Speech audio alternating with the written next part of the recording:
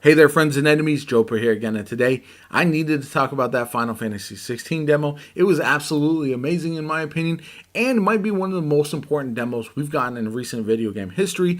And let me explain why. So, first and foremost, if you missed the news, there were reports that Final Fantasy 16 pre-orders were a bit underwhelming. And there's a lot of reasons for that, in my opinion. One, it's not coming to PC yet. It's going to be ported at a later date, which I think is a good thing because it allows the team to really focus on making this version as good as possible, which is very, very important. It's one of the reasons why I think we've seen a lot of these PlayStation exclusives be so polished right from the jump, is because they're just focused on one platform and not having it be spread across all different types of platforms, and you really have to make some changes for each and every one of them. Then you also have it not coming to PS4, so it's not held back by those technical limitations either. So for that reason, because there's less of a player base on just the PS5 compared to if it would be on PS4 as well, or also on Xbox, or also on PC, that's going to limit the amount of pre-orders right off the jump.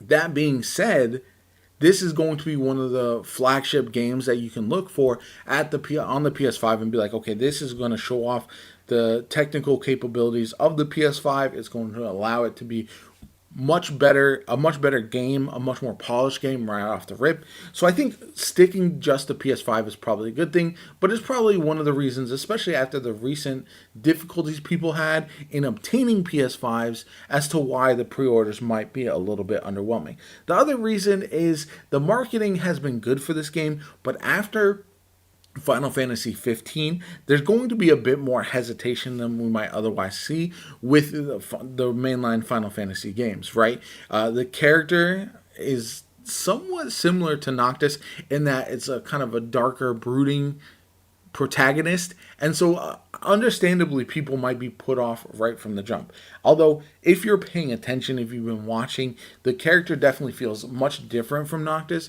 and the whole gameplay style feels more Final Fantasy. I know the combat is a bit different. Some people, again, are put off by the fact that it's more Devil May Cry than traditional Final Fantasy. But a lot of the other things we're seeing with the icons, with the companions, all of that stuff really feels like a return to form for Final Fantasy. But a lot of people might have missed that. And then the demo comes out, and we see there's a lot of cinematics in the first couple hours of it as you're playing through the kind of main storyline part, the tutorial essentially.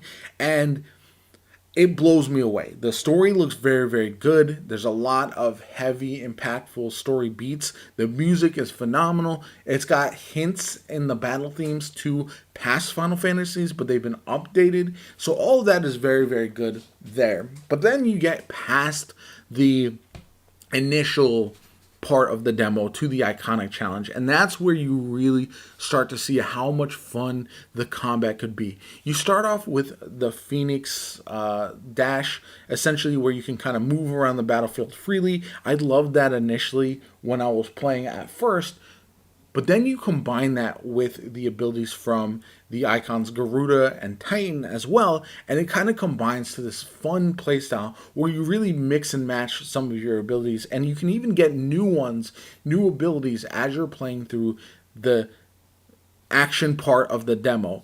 And so all of that combines to show off why this game has so much potential, in my opinion. The demo's being very, very well received, which is awesome.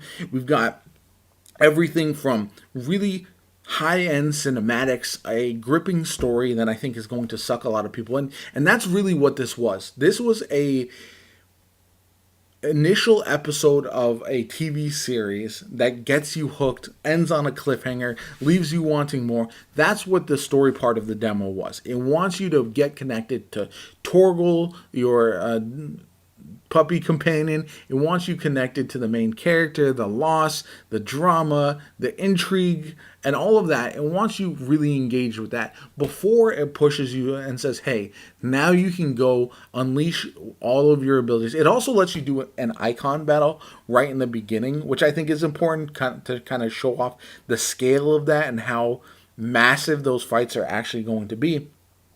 And then, yeah, once you get to the more combat forward section, you really are able to feel how the game is going to play out and whether the combat is going to be for you. Because I do believe that it's not going to be for everyone. However, for folks who give it a chance, I think there's so much variety and possibility in this as you're swapping between your different icon abilities that it has me really excited to make builds and mix and match and see what combinations are really going to work for me. Obviously, once we get to the main game and you're unlocking them as you're going to go, it's going to feel more consistent. One of the problems that I had is that I jumped right in and there was a lot of abilities there that are available, and so oftentimes I would be trying to use one, I'd be swapping to another, and it just really didn't feel super comfortable until I had played it for a while and I got to understand, okay,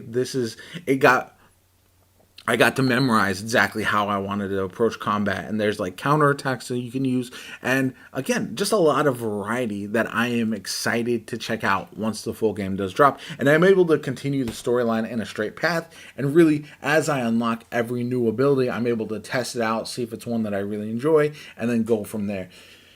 But we also know that that's just 3 of the icons. We have many more icons as well that are going to be available, and that is also extremely exciting. I'm sure they're going to progressively get stronger, but it'll be interesting to see how balanced those are going forward. But overall, my point is going to be that this demo is massive for Final Fantasy 7 or 16. Apologies. I got Final Fantasy 7 Rebirth on my mind as well.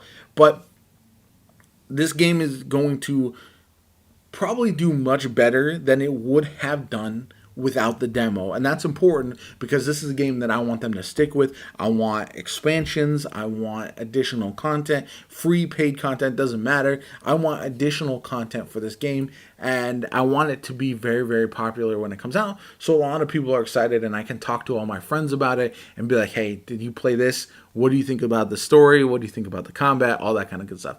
I'd love to hear from you guys, though. What are you most excited about? What are you least excited about with Final Fantasy 16? Have you played the demo? And if so, did you enjoy it as much as I did? What did you like and dislike about it? Let me know in the comments below. Like the video if you enjoyed. Subscribe to the channel. Helps me out tremendously. Shows you want to see more Final Fantasy 16. I'm going to have a full playthrough as well as some highlights from like the boss fights and all that kind of good stuff as well. So let me know in the comments below. My name is Jopa. I hope you have a good one. I'll catch you all later.